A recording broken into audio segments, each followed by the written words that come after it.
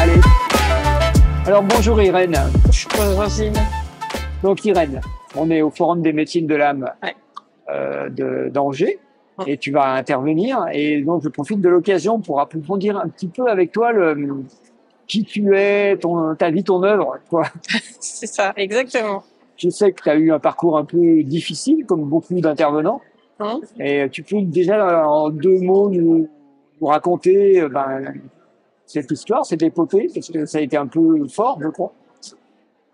Alors en 2 mots, je travaille en entreprise au début de ma carrière professionnelle, après des études, on va dire classiques. Tu étais coach, hein? Non, à l'origine, non. Je travaille vraiment en entreprise, je travaille à l'international, dans des groupes bancaires, agroalimentaires, donc on va dire une vie classique. Et il m'arrive un accident de la vie, en fait. Alors que je m'entraîne pour un raid sportif au Kenya. J'étais sportive à l'époque, très sportive. Et je m'entraîne avec des collègues pour ce raid sportif. Et j'ai une grosse crise d'épilepsie. Donc on explore directement, en urgence, ce qui se passe. Et on me découvre une tumeur cérébrale, très grave. D'accord. Heureusement opérable. Et puis 5 ans de traitement, chimiothérapie et tout. Donc à partir de cet accident de la vie, pour moi c'est grand chamboulement en fait, parce que quelque part j'ai toujours été une petite fille modèle, je réussis bien dans ma vie professionnelle, la vie est belle quoi, je suis sportive, je suis en bonne santé, mais en fait non. Oui, je suis en bonne santé apparemment, mais cet accident de la vie me révèle que j'ai plein de souffrances à l'intérieur et qu'à un moment donné, va falloir bosser vraiment sur l'intérieur. Remise en cause, tu avais quel âge? J'avais 34 ans. 34 ans. Ouais. Et c'est là où on s'approche de la crise de la quarantaine, comme on dit, ça commence à... Ouais, on peut le dire comme ça. Là, c'était la crise de la 34e. Donc, remise en cause complète de ta vie? Alors oui, remise en cause de mon intérieur surtout. Remise en cause de tout mon système de croyances. Et surtout, je découvre ce qu'est le monde émotionnel, quoi. Donc c'est pour ça, après, je me suis dirigée vraiment vers cette expertise, parce que pour moi, c'était une révélation de découvrir que le mot émotion existait. C'était dans le dictionnaire. Tu les ressentais pas avant? Non. Non. Il y avait vraiment un gros C'est quelqu'un de dynamique qui fait du sport, qui fonce, mais pas, ouais. on ressent pas finalement son corps, tu vois. Ouais, non, mais c'est ça. Et puis une éducation qui fait que, te plains pas, quoi. C'est bon. Allez. Bon, après, je suis d'une famille nombreuse, hein. Il y avait 4 frères et sœurs, enfin 4 frères, parce que je suis la seule fille, mais voilà, donc pas d'émotion, pas le droit de se plaindre, enfin bon, voilà quoi. Donc je découvre ce mot émotion, quoi. Au début de mon parcours, donc en même temps je me soigne avec des médecines traditionnelles, et je vais explorer, grâce à mon environnement, enfin des amis que je rencontre, je vais explorer d'autres choses. Ce qu'on appelle une médecine douce, alternative. Et surtout, en premier lieu, je vais explorer ce qu'est la communication non violente, où on parle beaucoup d'émotions, quoi. Et là, je sens que je fonds à l'intérieur, quoi. Je fonds à l'intérieur, je découvre ces émotions, de tous les côtés, je pleure tout le temps. Enfin bon, c'est très difficile pour moi, parce que je découvre un autre monde. Je change de planète, en fait. Je change de planète. Moi, je dis souvent ça en conférence. Je change de planète. Passer dans la planète émotionnelle. Oui, et puis la planète de l'évolution intérieure, je l'appelle l'intériorité, parce que c'est, pour moi, aujourd'hui, c'est vraiment l'essentiel d'aller voyager dans son intériorité, quoi. Et plus je vais voyager dans mon intériorité, plus j'arrive à être au service du collectif aussi, hein. Et c'est ça qui est beau, je trouve. Alors, il y a une phase qui est très égoïste, hein, parce que on s'occupe de soi. Quand on est malade, on s'occupe de soi. Guérir. C'est pour ça que tu as écrit ce livre, mais moi, je voulais vivre. C'est ça. Hein, c'est vraiment le cri du cœur. Ouais, à la fois c'est un cri du cœur, mais dans mes mots, il y a une vraie détermination. Ouais. Il y a une vraie décision de vivre. Et ça, je dis pourquoi en fait dans le livre. Parce que mon père est décédé d'un cancer, un de mes frères est décédé d'un cancer. Je suis la seule fille de la famille. Et pour moi, il n'était pas question de laisser ma mère encore perdre un enfant, quoi, et surtout sa seule fille. Donc Donc c'est vraiment ça en fait. Tu as eu des enfants aussi? Oui, j'ai deux filles. Ouais, donc il y a peut-être un schéma familial que tu voulais Réparer. réparer. Ouais. Certainement. Et c'est pour ça que tu en es arrivé à un moment à la numérologie. Comment tu es arrivé à la numérologie alors? En fait, c'est sur le chemin du développement personnel, je rencontre différentes pratiques. Aujourd'hui, jusqu'à aujourd'hui, hein, j'ai testé, je pense une cinquantaine de pratiques, quoi. Que ce soit juste une seule fois, puis après je me dis, moi, ça me correspond pas, ou plusieurs fois, ou je me suis formée, etc. Et la numérologie, en fait, je l'ai rencontrée très tôt. Parce qu'une amie me dit, va voir cette personne. Et en fait, cette personne faisait de la numérologie et de la tarologie. Et certainement d'autres choses que je connaissais pas. Elle me demande ma date de naissance au rendez-vous, là, comme ça. Et puis, voilà, elle griffonne un peu. Et elle me dit mes quatre vérités, quoi. Mais à l'époque, c'était mon ancienne vie. C'était pas méga agréable, quoi. Alors, c'est ça qui est bluffant, hein, c'est que à partir de rien, la personne te dit qui tu es. Ouais, c'est ça. Et donc à l'époque, moi je dis, aujourd'hui, je dis que j'étais dans l'ombre de ma personnalité. Et elle me dit vraiment des trucs qui n'étaient pas confort pour moi, quoi. Mais à la fois c'était vrai, donc bon. Bah oui. Elle me donnait tout mon boulot à faire, quoi. Donc c'était pas très cool, mais à la fois c'était vrai. Et donc, comme j'étais malade à l'époque, j'ai pas fouillé plus, mais en tout cas, ça a vraiment résonné en moi. Puis j'ai rencontré la numérologie une deuxième fois, à un moment où je recommençais à travailler. Donc là, j'étais guérie, je pouvais me remettre dans les projets 5 ans après. Et pareil, quoi. La personne me dit, voilà, je propose aussi la numérologie. Tu veux essayer? Bon, oui, je veux essayer, bien sûr. Et je me rappelais même pas que j'avais déjà fait ça, en fait. Et encore, ça résonne vraiment. Je sens dans le ventre, en fait, que c'est bon, quoi. Que c'est bon pour moi, enfin, comme un appel, en fait. Et là, je me dis, bon, quand même, quoi. Ça fait 2 fois, mais bon, j'attends encore un peu, je suis un peu têtue. Et puis une troisième fois. C'était aussi dans ton thème en numéro. C'est un peu dans mon thème aussi, ouais. C'est écrit, même moi. C'est ça. Et une troisième fois, et puis à chaque fois, vraiment, je sens dans le ventre que, il y a comme un appel, quoi. Et la troisième fois, je dis, c'est bon. Et à l'époque, j'habitais à côté de Nantes, enfin, à côté d'Angers même, entre les deux. Et donc là, je me dis, non, là, il faut que j'y aille vraiment, quoi. Et donc, j'ai cherché où il y avait des formations. Il y en avait une à Nantes. Et puis, il y en avait une dans un mois, enfin, quelques semaines plus tard. Il restait des places. Et là, j'ai dit banco, quoi. Et du coup, maintenant, tu formes toi-même. Oui, alors après, j'accompagne, oui, et j'anime des ateliers. Et la formation, j'en fais un petit peu, mais pas tant que ça. Ça viendra certainement. Et quand j'arrive dans ce stage, je me dis, ouais, c'est comme un poisson dans l'eau, quoi. Mais c'était super bien, quoi. Et je pense que c'était l'une des premières fois où je me sentais vraiment à l'aise.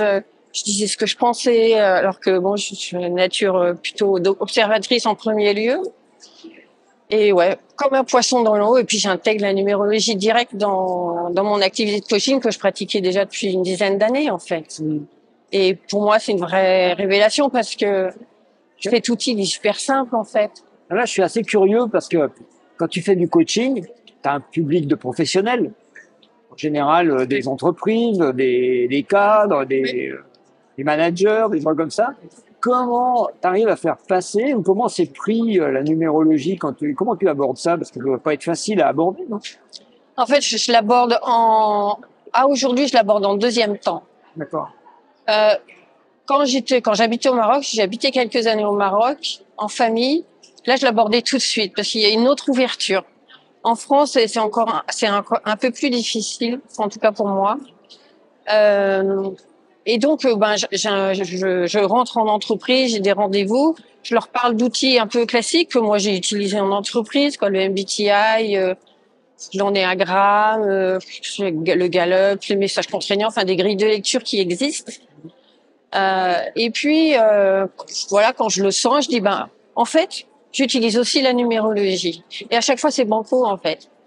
Parce qu'il y a de la curiosité. Et puis, je trouve ça simple, en fait.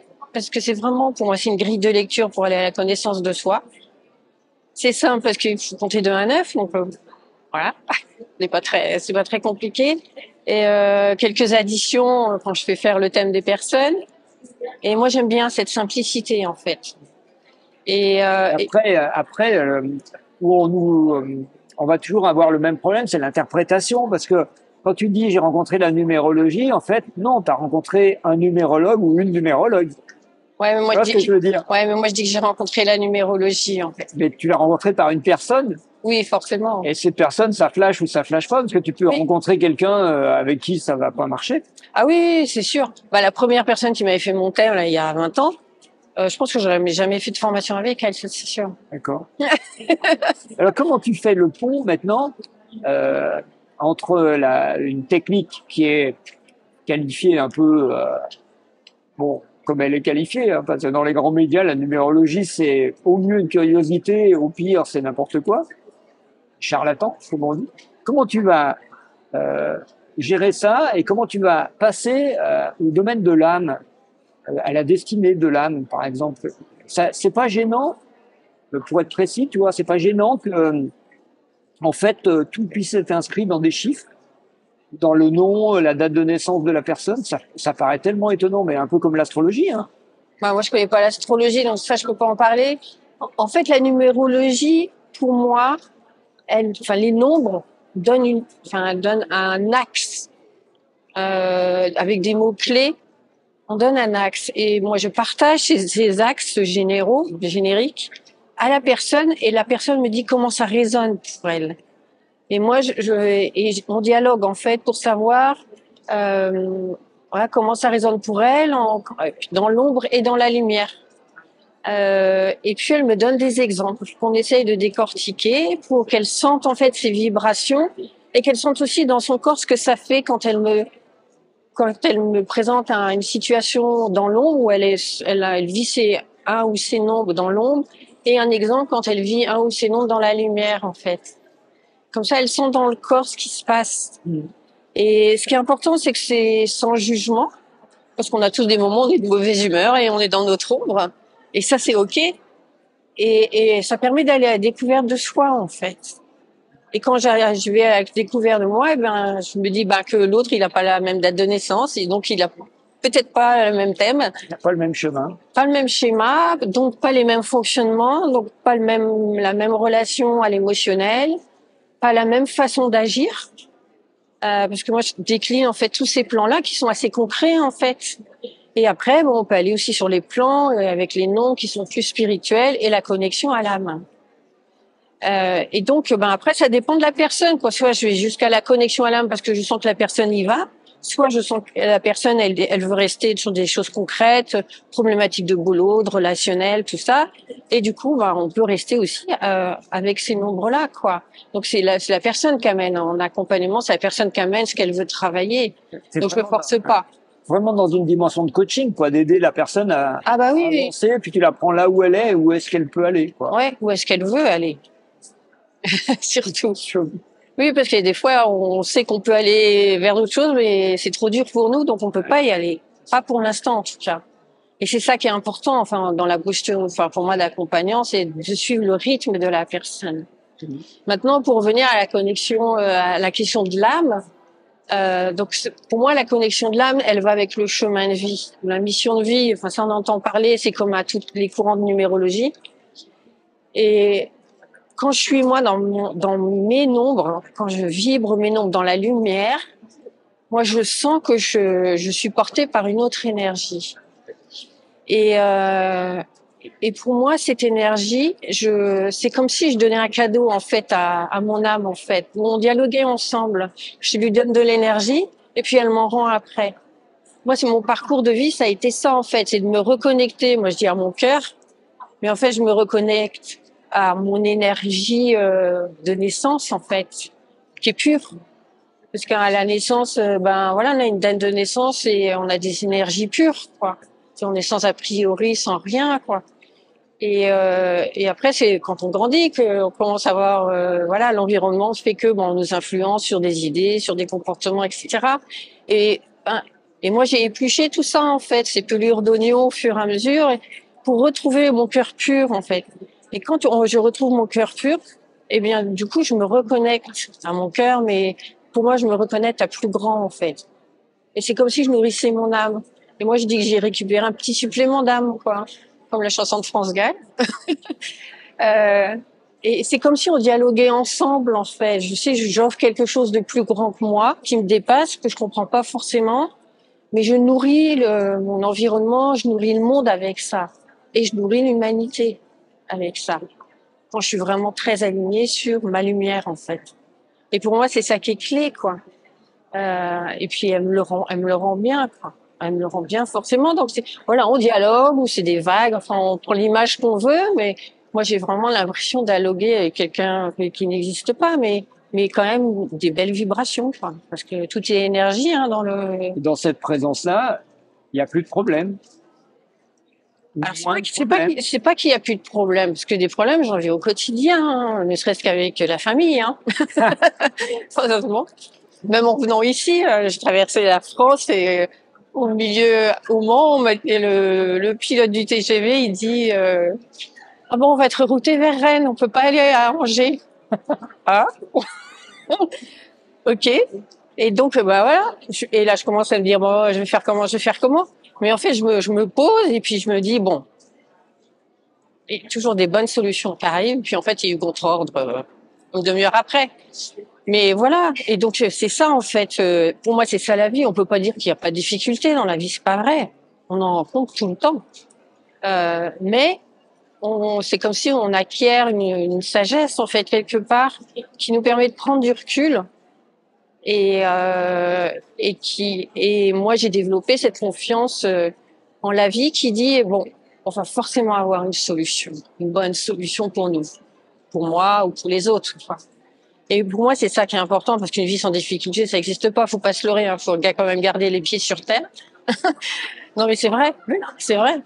Et pour moi ça n'existe pas une vie sans difficulté. Mais c'est juste que quand il se passe un événement, ben on se dit pas que c'est une difficulté en fait. C'est juste un moyen d'apprendre autre chose. Voilà, d'où dépasser ses limites en termes d'émotions, en termes de contact, de rencontres. Enfin, voilà, il y a plein de solutions qui existent, quoi. Et moi, c'est ce que j'ai découvert, en fait. C'est cette confiance-là. Super. Donc, tu as un site internet. Oui.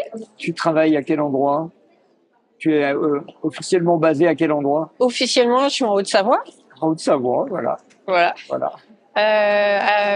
À côté, au bord du lac Léman, à Thonon-les-Bains. Mais après, je me déplace. Comme je fais conférence, ben, je me déplace. Là. Conférence, atelier, coaching. Voilà. Et puis maintenant, le livre, parce qu'il est sorti il n'y a pas super longtemps, et donc je peux aller n'importe où, là où on m'amène. Donc, on va mettre toutes ces coordonnées dans la vidéo. On va super, merci. Vidéo pour que les gens puissent te contacter s'ils ont envie. Ouais.